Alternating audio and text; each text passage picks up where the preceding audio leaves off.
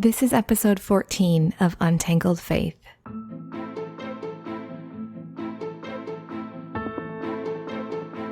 And so I'm in this sphere where I'm teaching about marriage, I'm writing about marriage. I don't fit, like I'm the ugly duckling. But this idea that you can't critique someone publicly is so unbiblical. When teaching is done in public, it has to be called out.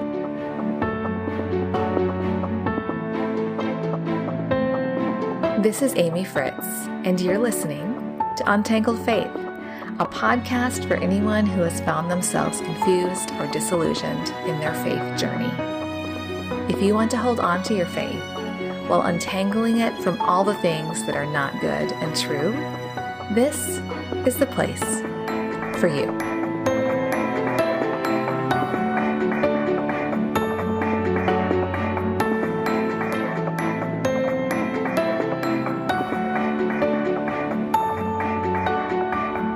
We're almost done with season 2 of this podcast.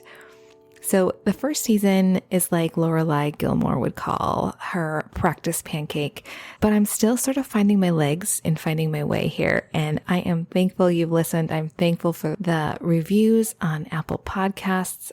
I don't take it for granted. I want you to know that every time you reach out to me online, every comment, every time you retweet when I share an episode or you talk about how this show has meant something to you, it is so encouraging to me and gives me that extra boost to keep going. I feel so lucky to be able to do this. What is this world that I get to sit here and talk about things and somebody's listening to it? What a world. Several months ago, I had the opportunity to sit down and have a conversation with Sheila Gregoire. She is a marriage blogger and speaker, and she is the author of the new book, The Great Sex Rescue. One of the reasons I wanted to talk to her was to hear what it was like to share a message that might cost her something in regard to her endorsements and relationships in the Christian Marriage Conference and writer community. And we'll wrap up our conversation at the end by talking a little bit about what her thoughts are about the state of the local church. Here's my conversation with Sheila Gregoire. So I would love to hear the birth story of your most recent book, how you came to write it, and how what kind of happened in your brain where you realized, oh my goodness, there's something wrong in this world that I've spent a lot of time in. Yeah, just because something has the Christian label on it doesn't mean it's good. And I spent so long trying to fit. I started blogging in 2008 and I was in that mommy blog space and I had a lot of blogger friends and we would post on each other's blogs. And I found that a lot of them said stuff that I didn't actually agree with necessarily, but I didn't want to rock the boat because, you're trying to build your platform. And so you just kind of toe the party line and you figure, well, maybe I'm the weird one as opposed to them. They would write things about how if you have any marriage problems, you just need to pray. You need to remember that God calls you to submit. And I never found that worked really well. I thought that actual solutions and drawing boundaries and things like that was far more effective and more biblical, but I didn't want to rock the boat very much. But nevertheless, I kept writing in this sphere. My husband and I were speaking at marriage conferences across Canada, and we'd be given curriculum that we kind of agreed with. It talk about how much men need respect, and I would teach that, but I was always like, yeah, but I need it too. and so I'm in this sphere where I'm teaching about marriage, I'm writing about marriage, but I feel like everything that's being said, I don't fit. Like I'm the ugly duckling. But I kept writing and I got some big book contracts. I wrote The Good Girl's Guide to Great Sex in 2012.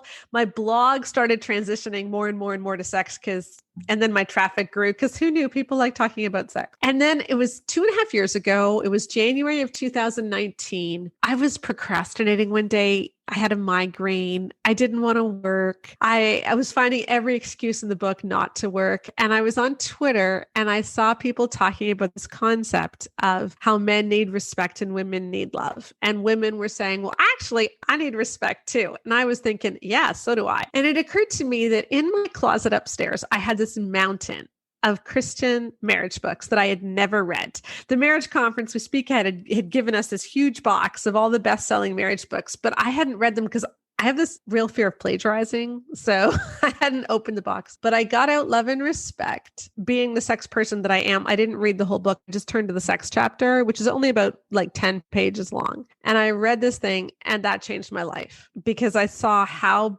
badly it dealt with sex. And I realized, oh my goodness, the problem is not me. It's not that I'm an ugly duckling that doesn't fit. It's that this stuff's really seriously toxic and we need to do something about it. You couldn't have realized what a big deal that moment at the end of 2019 would be for you. No, I really couldn't. And it was late in the week. I think it was like a Thursday or a Friday. I don't even remember what day it was, but I sat down and I wrote a 2,500 word post on how the book handled sex wrong, because it opened up by saying, that basically if your husband is typical, he has a need you don't have. So men need sex and women don't. And a husband has a need for physical release. So it made sex entirely about his physical release. And she is to minister to him sexually as unto Jesus Christ. And why would you deprive him of something which takes such a short amount of time and makes him so happy? And when you do deprive him, he can come under satanic attack. And this is why so many affairs happen. And you need to understand his struggle with lust. And that's the entire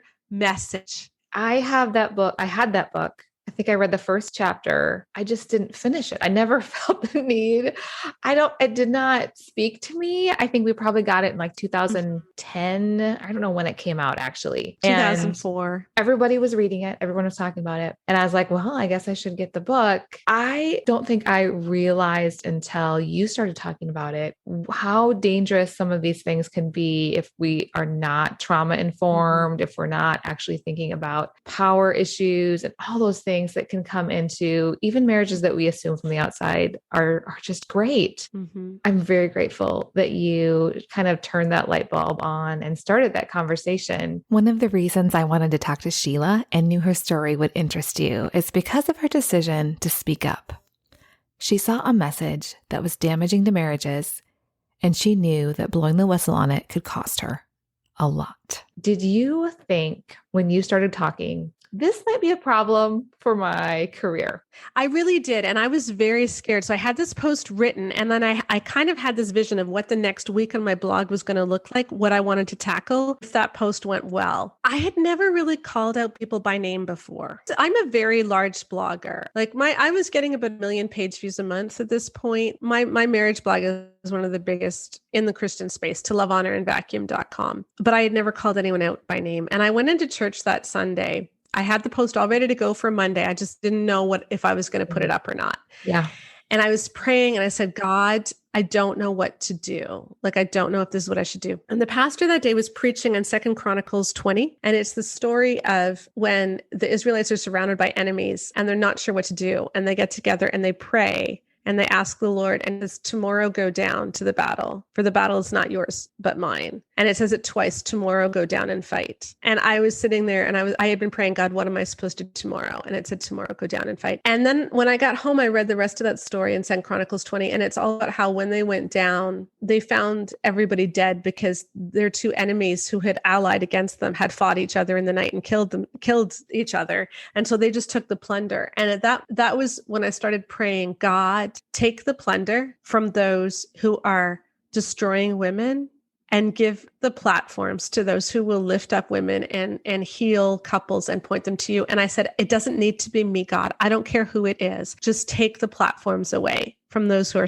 spreading harmful messages. And that's been my prayer ever since. I wrote a week of posts about love and respect, but it's just about this idea of unconditional respect and how unbiblical that is. And over that week, hundreds of women sent me in stories of how they had been abused because of that book. And we were overwhelmed. We compiled those stories into a report. I have a statistician who works for me. She did a mixed methods analysis of those stories, ran stats on words that were used. We sent that report into Focus on the Family because it promotes love and respect. And Focus on the Family did nothing. After a year of trying to get them to reply to me, they finally did when I threatened to go public. And they said that they believe love and respect is a biblically sound, empowering message for wives. And so we figured, okay, well, they're going to ignore several hundred, but can they ignore thousands? And so we decided to do the largest survey that's ever been done of Christian women's marital and sexual satisfaction. and see what evangelical teachings wreck sex for women. But we were able to actually see the effects of certain teachings on women's sexual satisfaction. And we can now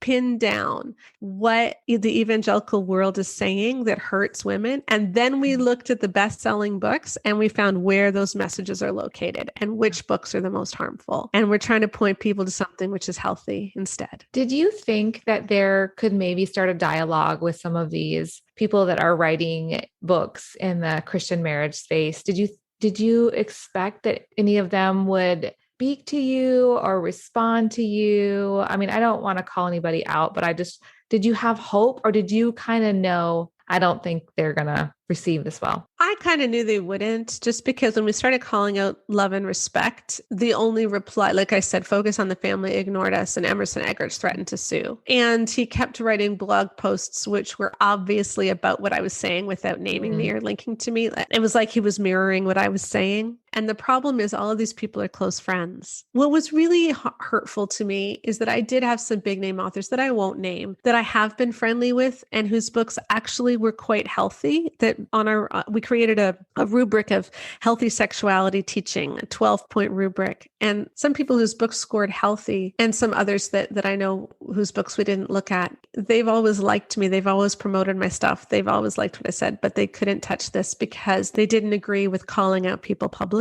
And I find that very destructive in the Christian world. There's this idea that you're not allowed to call someone out. You have to go to them individually. But this idea that you can't critique someone publicly is so unbiblical. Yeah. Because when teaching is done in public, it has to be called out. It has to be corrected in public. That's what Paul did over and over again in his letters. Yeah, because of the huge platform that people have and how far that message has gone when somebody is a public figure. But at a certain point, there needs to be some sort of public acknowledgement if you are learning that it's not just something you disagree with, but something that is harmful to people. This next part of our conversation is so critical. Sheila mentions the Matthew 18 argument. The Matthew 18 argument is often used as a way to silence people who raise concerns publicly. Sheila explains her thoughts on what it means for a public figure with public teaching. People will say, well, you should use Matthew 18. Well, let's talk about Matthew 18 for a minute. So Matthew 18 is when there's a dispute between believers. So when someone has hurt someone else, you go to them individually. If they don't listen, you bring 2 to 3 witnesses. And if they don't listen, you bring it toward the church. I am not the injured party, so I don't have a responsibility to go to them individually because they didn't hurt me. Yeah. What I have found is that they hurt other people. And those other people have gone to them. Emerson Eggers had people who told him that their husbands got so much more angry and had so much more rage after reading his book. Every Man's Battle had stories of women saying, if I had known about men, what you're saying about men, I never would have gotten married. All of these authors confess in their very books that women have told them how traumatic their messages are. They've already had women come to them. They've had more than 2 to 3 witnesses come to them. So now we're actually at stage 3 of Matthew 18, which is bring it before the church. And that's what I'm doing. I had to take this opportunity to ask Sheila if she considered herself to be a part of the evangelical industrial complex. That's the term for the way many people refer to the evangelical publishing and speaking community and how they all benefit from each other financially and relationally. As part of it, do you feel like you were a part of it? And I guess to explain that, I mean, the evangelical industrial complex, we think it was Skye Jitani who first used that term. Really, there is an economic system involved in a lot of the public Christian space that is involved in publishing, speaking. They all sort of benefit from each other. Media. He kind of referred to that as this system that sort of wants to sustain itself. So would you have seen yourself as a part of the evangelical industrial complex? If I was always a minor part because first of all, I'm Canadian. So I'm outside of the US. Yes, that's right. That was one of the reasons I had a hard time breaking in because for publishers to publish your books, you need to have a platform in the US. And I wasn't doing a lot of speaking in the US because I wasn't well known in the US. And at the time where I was trying to break in, I had kids. I remember sitting with the publisher back in 2010 when I was trying to get someone to take a risk to publish The Good Girl's Guide to Great Sex, which I knew was going to be a good book because I didn't have a platform. I had a blog, which was doing okay. It wasn't doing great, but I didn't have a big platform. And she said, well, we have another speaker who homeschools and she speaks 40 weekends a year. Do you think you could speak 40 weekends a year? And I said, no. And at the time I was probably speaking about 12 and that was heavy. I'm like, no, because I'm raising my kids. And I was honest. I still got The Good Girl's Guide. A publisher did pick it up and Zondervan picked it up. It's done very well. And there's a companion book coming out next year, The Good Guy's Guide to Great Sex, as well as a revised version for the 10th anniversary. So that's exciting. And Zondervan's been very good to me. But there was that idea, if you're going to make it big, you need to be at all these conferences. And I'd never have been invited to big conferences. And so what happens is you get to these big conferences and then you meet these people, they endorse your books, you endorse their books, and you all invite each other to speak at everyone's conference. And so you don't ever want to tick anybody off because it's a small world and you want everyone to like you. And my issue is, but what a lot of these people are saying is actually harmful. Mm-hmm. Like it's harmful, like you said, and we can't just be nice about that. We need to call it out. And so I don't know that I was part of it exactly because I haven't been at the conferences and because I haven't been well known. I've kind of slipped under the radar. I think most big name people that are picking on Amy Bird and picking on Beth Allison Barr and everything, they don't realize how influential I am because I'm not at these conferences. But like I said, my blog was getting like 1 million page views a month. I have a very large social media presence, but I think a lot of these big guys who beat up on women and on Twitter don't realize I exist yet. So that's kind of cool. But I mean, you have a really strong personality. I don't see anybody telling you what to do or what not to do. Yeah.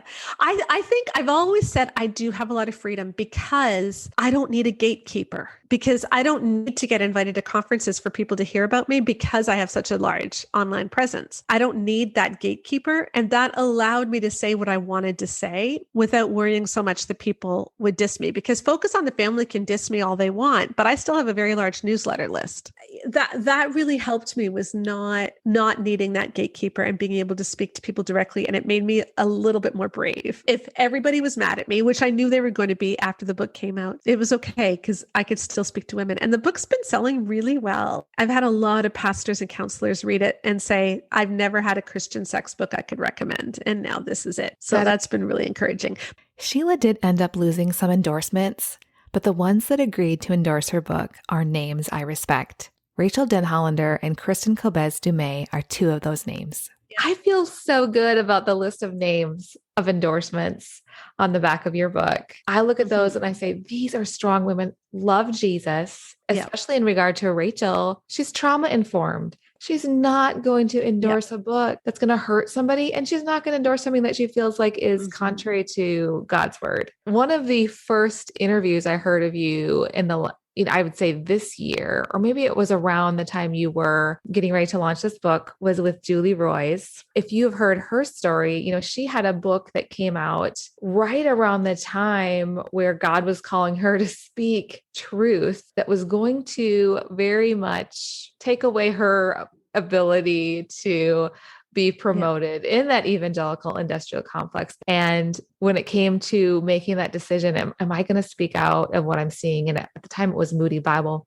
You have a similar story where you had decided, you know what, this may cost me something, but I need to say it. I'm curious, what kind of cost have you faced? I don't know that it cost me a lot in the sense that I never had a lot of it to begin with. We're recording it, for those listening, right around the SBC convention that just happened. I was very surprised by the outcome, where the reformer was voted in as president and where the messengers voted to hold the executive committee accountable for and doing a thorough investigation into sexual abuse, enabling, and cover up. I was not expecting it to go that way. I think that there's this assumption that the powers that be still have power. And the truth is they don't. If you look at the books that have come out this year in the Christian evangelical space, it's mostly been written by women or people of color, and they've been selling astronomically well. If you go on Amazon and you look for Great Sex Rescue, my book, you'll see it recommended that they often bought together with Jesus and John Wayne and Making a Biblical Womanhood, or maybe Amy Bird's book, and these books have done really well because the powers that be are no longer determining the conversation, but I don't think they've realized it yet. With all the things that have happened politically in the world and pandemic, things are really changing and shifting, and where conversations are happening happening. And I don't see as much of a centralized power holding as we used to see. I asked Scott McKnight, what was giving him hope. He mentioned you and Beth Allison Barr and Kristen Dumais. He said, these women, super smart women that love Jesus, are putting out great works, inspiring dialogue that is so helpful for the church. And I think there's another aspect to it as well, which is I think that the church has suffered from this assumption that because someone is a pastor, they are therefore equipped to teach on anything. Yeah. Because one of the things I did was I looked at every single footnote in the 13 best-selling sex and marriage books that we saw. Yeah. Of all of the books, there were 11 academic journal articles cited. And that was not per book. That was over the 13. So, and I'll give you an example. Emerson Eggerichs, in Love and Respect, says that the reason that people are divorcing left, right, and center today is because you can't have two equals at the head of a marriage. You need a husband to make the final decision.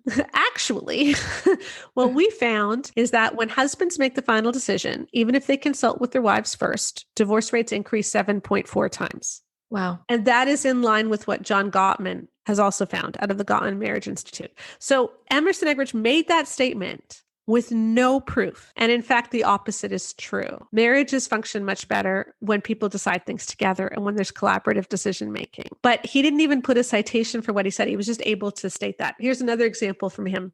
He says that 85% of men stonewall. Okay. And what that means, stonewalling is when communication breaks down, you refuse to engage in a conflict because your emotions are too high. You just stop communication. And he cites the Gottman Institute for this. And he put this in his book. He's put it in blog posts. He had it in a sermon series that I have online from last year.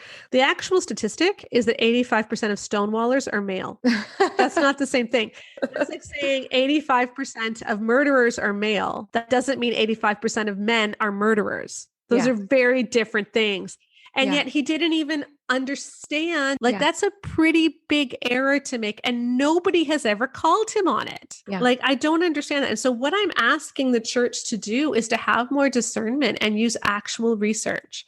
Here's another question I really wanted to hear a response from Sheila on. She had mentioned that they are having their study that she did for her book, The Great Sex Rescue, that they are having it peer reviewed.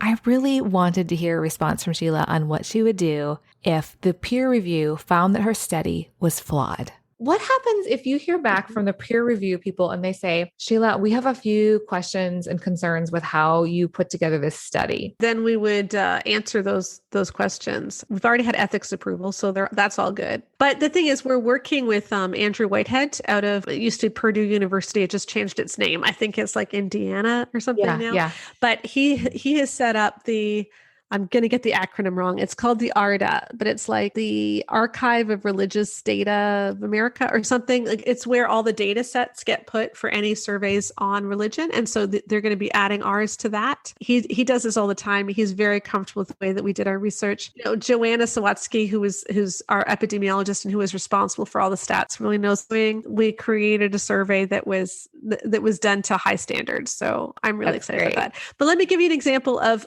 the bad stuff that's been done before. Emerson Eggerichs' book, Love and Respect, and Shanti Feldon's book, For Women Only, were written around the same time and were published around the same time. Shanti Feldon surveyed 1,000 men. Okay, she had a survey firm locate 1,000 men for her. And of those 1,000, only about 480 or so answered this particular question that were married.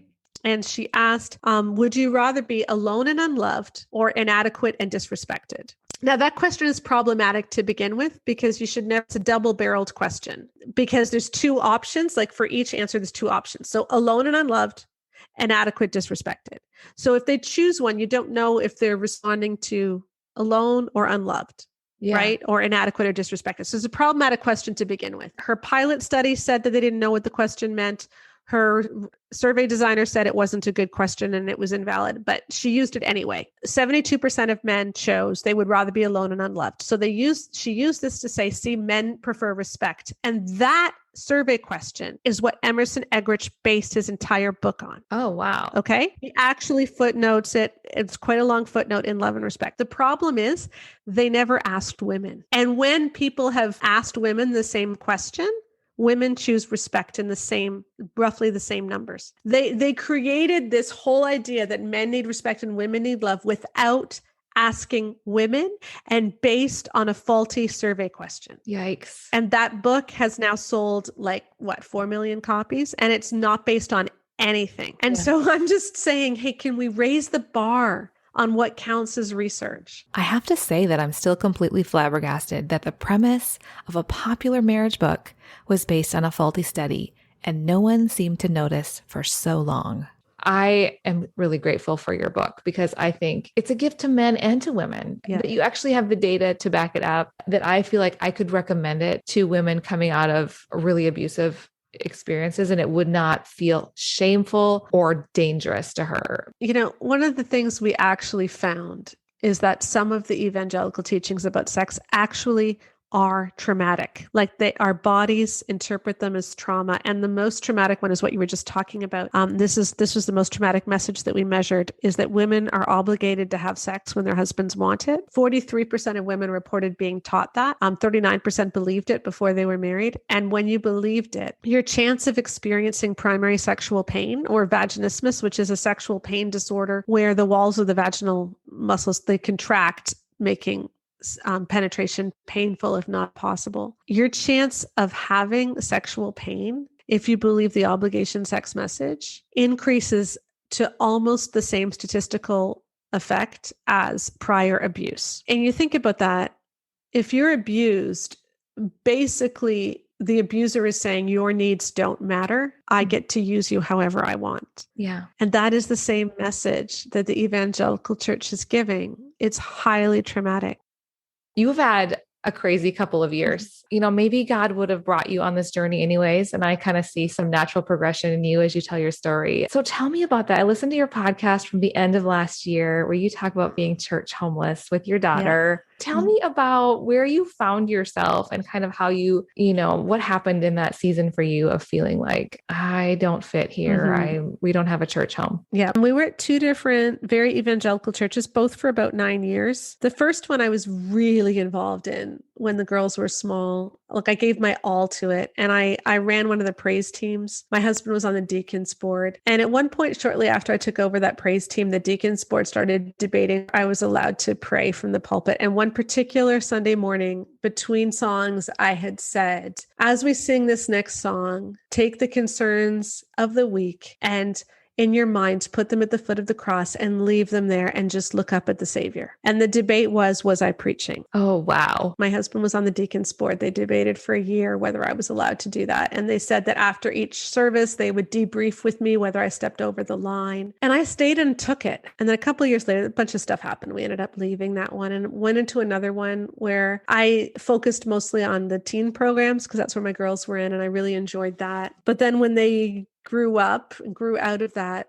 I just found again that there were certain things that with the way that they treated women that I couldn't handle. There was a sermon where the pastor preached that a woman must obey her husband in everything. That's what it says. And everything means everything. And to this day, I am so ashamed that I did not stand up and walk right out. I should have known better. But we went to another church, which was a lot more affirming of women, but it was very large. I didn't get to know anyone. And I didn't want to drive half an hour to listen to a 25-minute sermon and then listen to really well-produced music. That's not what I need. And I feel like the church services today are based on people's needs from 500 years ago, not from today. 500 years ago, people didn't have Bibles. People were illiterate. People needed teaching. I mean, today we can get teaching online. I listen to sermons every day online. I'm always reading big articles about different doctrinal points. I don't need teaching. What I need is community. We found a bunch of small neighborhood churches that we're thinking of going to when I'm in Ontario. We still can't go to church here. We haven't been able to very much for the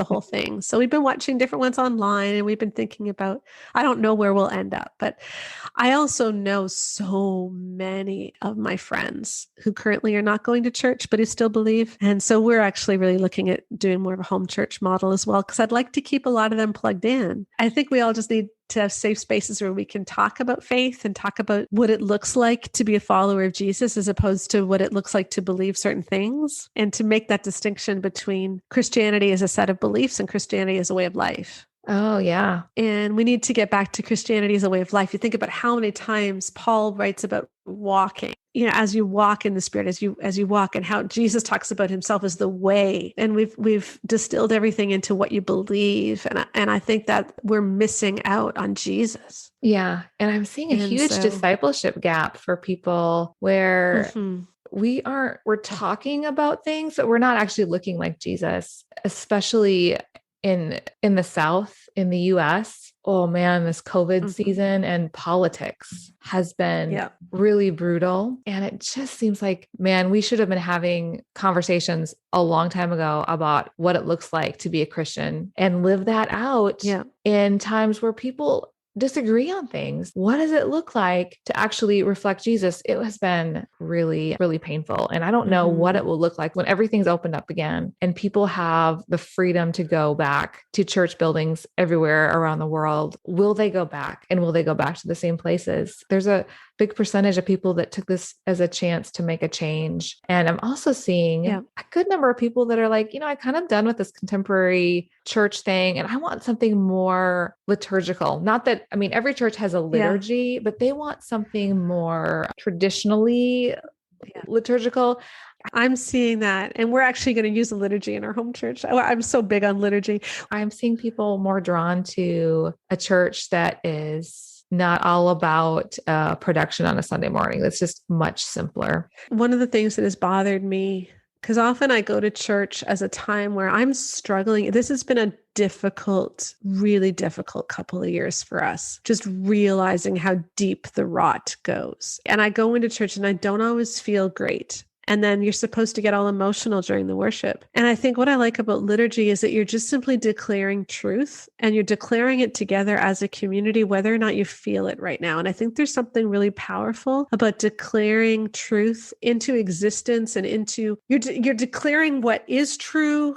And then you're declaring it into existence in the future because you're partnering with it right now, even if you're not feeling it. It's still that corporate, this is who we are. I don't want to feel guilty going into church about not being able to be emotional. But even when I'm not, even when I'm down or I'm discouraged, I can still declare truth. And that's what a lot of the Psalms are. If you read them when David is lamenting, but then at the end he says, but I will still praise you. Mm. Right? That's not him getting emotionally excited. That's just him declaring, no matter what, I will praise you. And I think that's what liturgy gives us. That permission to say, God, where are you? And God smite them down. Mm-hmm. And, in addition to the Yes. traditional praise, there's imprecatory psalms. Smite them Yeah. down, smite down my enemies. Yeah. And it's like permission to be Yes. really, really raw and really honest. Yeah, there's something beautiful. And when you don't have the words, to be able to read something that is just simple truth is very powerful. Yeah.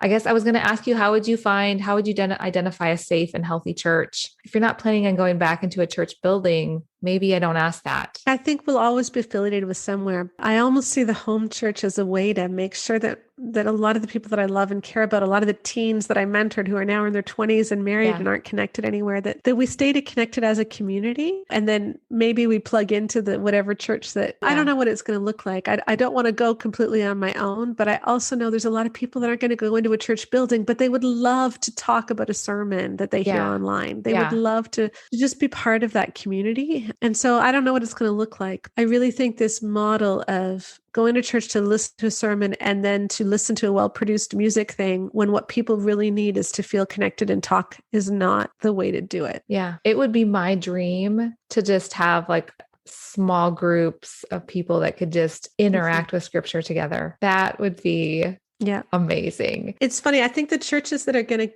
get back really well after COVID are the small ones that were already community based. Like there's a couple of churches where most of the people who went were like over 60, but they did a lot in the community and they did a lot for each other and they are itching to go back. Everybody is itching to go back because it's not about the sermons, it's about the people. Yeah. Whereas I think the church people just weren't connected. Nobody really has missed it. Yeah. I'm going to ask you one final question. And I was just wondering what you would say to somebody who is navigating finding their place and their voice in a Christian community where they don't feel as comfortable as they once did. What advice would you have for them? Don't stay too long. I stayed too long. many times because I felt like we hear so often in evangelical spaces that outside of our little group, they don't really know Jesus or they're not real believers. Or if you're looking at everybody around you and they don't look anything like Jesus, even if they can quote scripture, you staying there is not going to change that unless you feel really called to. Some of us might be called as missionaries to our own churches, and that's fine. Mm-hmm. But if your soul is dying and if you're so thirsty, I think realizing that you can't change a corrupt system is really important, and finding somewhere else, because I really think the majority of people right now who know Jesus are not necessarily in these big churches anymore. A lot of them have left, or a lot of them aren't going at all. And if all of us could just get together in some way and find alternate expressions, I think Twitter is, it sounds weird, but Twitter's been so life-giving to me because you follow the right people and you realize I'm not alone. And I would just say, don't be afraid to try outside your denomination. It can feel like you're saying goodbye to everything that you ever knew, but if you're finding that every Sunday morning you get depressed and you're emotionally exhausted and you have to, that's not healthy. And that doesn't mean that you don't love God. Jesus said that you will know them by their fruits, that a bad tree can't bear good fruit and a good tree can't bear bad fruit. If your church is bearing a lot of bad fruit, then your church isn't a good place. It may be that your time is done there. I wish more churches, I heard somebody say this, just wish that churches would bless people when their season was done there and say, we are so thankful for the time you've been here. We understand that you're going to go somewhere else now because, different things have changed, or God's leading you or working or impressing different things on you, that it's okay. It served you during a time and there were some good things that happened, but also to acknowledge that there were some bad things too. And sometimes we leave places that still can be redeemed, but God doesn't want us there. Yep. And I do have a lot of good memories of the churches that we did leave, but I left too late. It would have been, in both cases, it would have been better if I'd left about 2 to 3 years earlier. That's a good word. The art of the good goodbye is a learned thing. And I think you're right. Don't stay too long. Thank you, Sheila. I have loved chatting with you. I hope you enjoyed my conversation with Sheila Gregoire. You can find more content from her on her website, which is tolovehonorandvacuum.com. We have one more episode this season, and usually around this time of the episode, I give you a little preview about what's coming next. However, this time I don't have a preview because I'm going to need your help for this. To wrap up this season, I'm going to do an Ask Me Anything. And I can't do an Ask Me Anything if you don't ask me anything. So this is real simple. I'm going to have a post on Instagram that you can respond to with questions that you would like to have me answer on the podcast. I'll also have a Twitter post that I'll share as well that you can respond to. You can direct message me on Instagram or on Twitter if you would rather be private. I won't share your name if you'd rather I don't share your name. Be sure to just clarify whether you want your name attached to it, and I would follow your lead on that. So you can ask me about me. You can ask me about the podcast. I'm pretty open. If it's something I don't want to answer, I just won't answer it. Thank you for helping me make the next and final episode of this season amazing.